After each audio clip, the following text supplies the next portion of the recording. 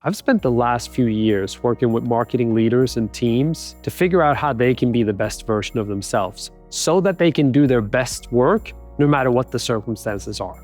That's what it comes down to. It's easy to do great marketing work when there's no pressure, right? But when is there no pressure? And if we're looking ahead, is there really going to be less pressure? Of course not.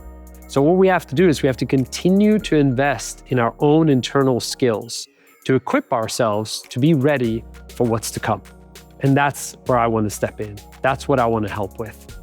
Look, I've spent 20 years in marketing, and several of those years were a massive struggle. I didn't really realize why it was such a struggle. I just thought this was just how it is for people, or maybe it's just me and I'm just weak in this area. I didn't realize that it just came down to building certain psychological skills that help you when things get hot. So instead of then feeling like, oh my gosh, people are out to get me, or oh, poor me, or this isn't really working, or oh, I should play this safe. No, we got to figure out how to stay on offense. I'm just happy to be an ally and advocate for marketers all over the place. It's a tough gig. It's a really, really tough gig. And we end up on the back foot. We don't really want to admit this. It's not really talked about, but a lot of times we end up on the back foot and we end up coming from a place of fear and a place of scarcity. And we're wondering, oh, what do I need to do to make sure that I'm okay and that the team's okay? And we simply can't do our best work when that's how we're operating. I talk about this difference in operating mode. And I define operating mode as you're either on offense or you're on defense, and you're either aware and intentional about it or you're not. What happened to me was I was on defense without realizing it. So I couldn't really do anything about it. I was just frustrated, felt like I'd stagnated and felt stuck. And so I ended up leaving jobs because I just felt like, this isn't doable. There's tons of marketers that are in that predicament where they're just like, this is just really hard. And all you can do is point to the circumstances. But when you realize that there are things you can do with your own mental skills that can help you through that and get to the other side and get back to playing offense, that's when the game changes. And that's why I'm doing what I'm doing. This is the most meaningful thing I can do.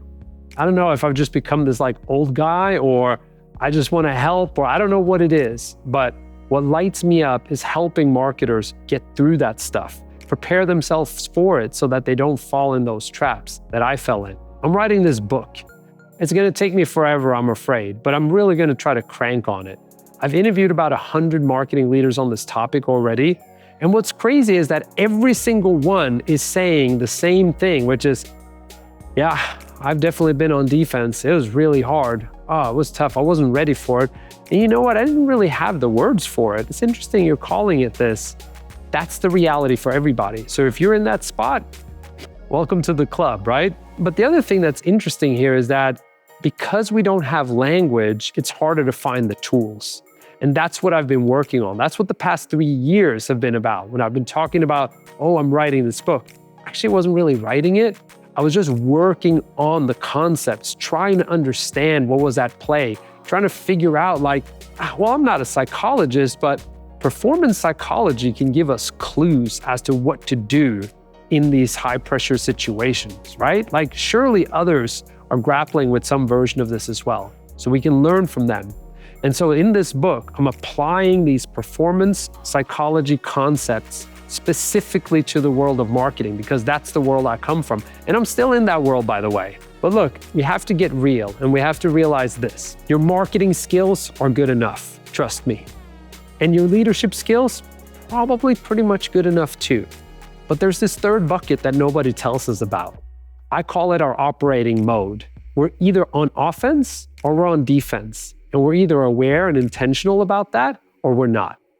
So the way I got caught was I was on defense and not aware of it. So I had no way of being intentional about my operating mode. I was just sort of drifting around, feeling stuck. Happens to so many of us. It just isn't talked about. So what we want to do is raise our awareness, first and foremost, that there is such a thing as an operating mode. Am I on offense? Am I on defense? Am I actually just playing not to lose? Have I been playing scared this whole time? Am I coming more from a place of fear than courage? Then we can say, okay, well, what are the skills I now need to develop? And so I want to help people, first of all, avoid getting on defense.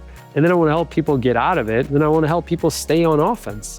Because there are things we can do, things in our control that we can work on to be the best version of ourselves so that we can do our best work no matter what the circumstances are and keep playing offense. So that's what it's about.